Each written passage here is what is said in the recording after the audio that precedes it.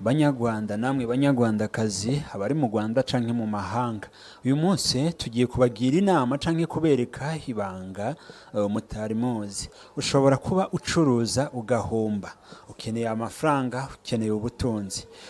Nguyu muganga gakondo akuremera, agukorera ibitangaza, mbese amafaranga yawe akabasha kunguka mu kanyisase mu gihe gito wewe ukuntu utabitekereza.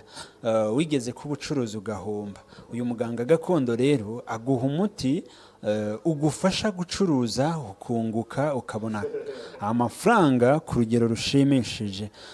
Ufise ingwara zidakira, warivuje hose ubura umuti, waragerageje biranga, ariko ndakubwira ngo uno munsi ibibazo byawe bigiye kugira gute, bigiye gukemuka. Ibi bintu abantu benshi ntibagiye babimenya, ariko no kubwira ngo abamenye uno muganga canke abamuvugishije nibo bagiye bavuga ibigwi vyiwe.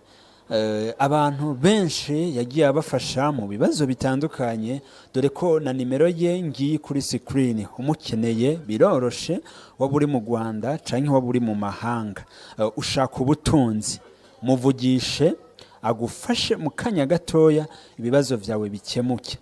Ufise ikibazo umugabo wawe aguca inyuma, ivyo rero muganga gakondo arabishoboye, aguha umuti, urugo rwawe rukabasha kumera neza, ukubaka neza, umugabo wawe akagukunda canke umugore wawe akagukunda ata kibazo na kimwe. Niba aguca inyuma ashobora kuguha umuti ku buryo ushobora kumufatira mu cyuho. Mbaza ntibigenda gute?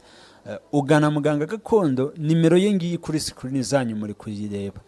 Ashobora kuguha umuti ku buryo niba umugabo wawe cyangwa umugore wawe aguca inyuma, ushobora kumuganaho, ushobora kumugeraho bidatinze ukamufatira mu cyaha.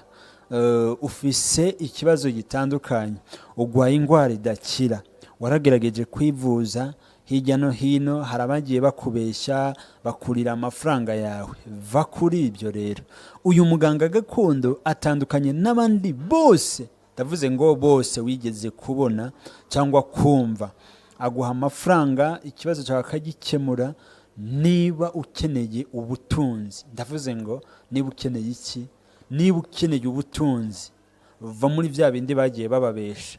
Uyu muganga gakondo atandukanye n'umwe mwagiye mwumva canke nabo mwagiye mubona.